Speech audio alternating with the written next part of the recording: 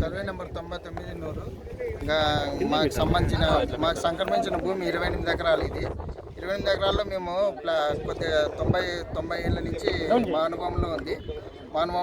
కొద్దిగా కొన్ని ప్లాట్లు అమ్ముకుంటూ వచ్చాం. సర్వే అవుట్ సైడ్స్లో, మిగతా భూమి అంతా అవుట్ సైడ్స్లో పడింది. ఇది రెవెన్యూ రికార్డులో ఉందని వేరే వాళ్ళు ఎక్కించుకొని, అధికారుల ద్వారా ఎక్కించుకొని, అధికారులకు ఇది కుమ్మకి, ఈ భూ కబ్జాదారుల కుమ్మకి ఇదంతా చేసుకొని మాకు ఈ న్యాయం జరగాలని మేము కోరుకుంటున్నాం.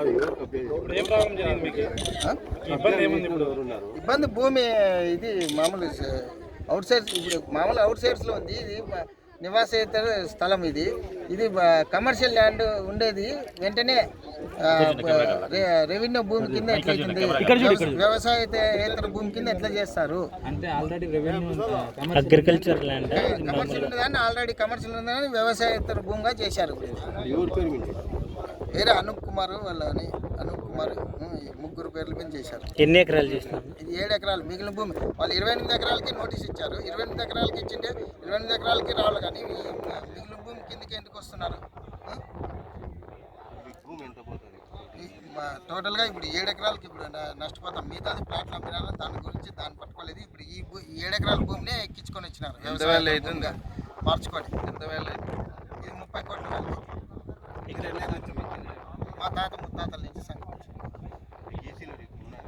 ఈసీలు ప్రజెంట్ ఈసీలు ఉన్నాయి. ప్రజెంట్ ఈసీలు వస్తాయి. మామూలు అవుట్ సైడ్స్ ఉన్నాయి, అవన్నీ తీసాము. 1Bలు ఉన్నాయి, పాస్బుక్లు ఉన్నాయి, పాతవి అన్నీ ఉన్నాయి. స్థలం వీళ్ళ కామాక్షం నుంచి వాళ్ళ కొడుకులు ఉన్నారు. వాళ్ళ 6 మంది కొడుకులు, 5 మంది ఉన్నారు. 5 మంది కొడుకులు ఉన్నారు. కొడుకుల పేరు వాళ్ళ కొడుకులు బిడ్డలు మన వాళ్ళు అందరికీ వచ్చింది సంక్రమించింది.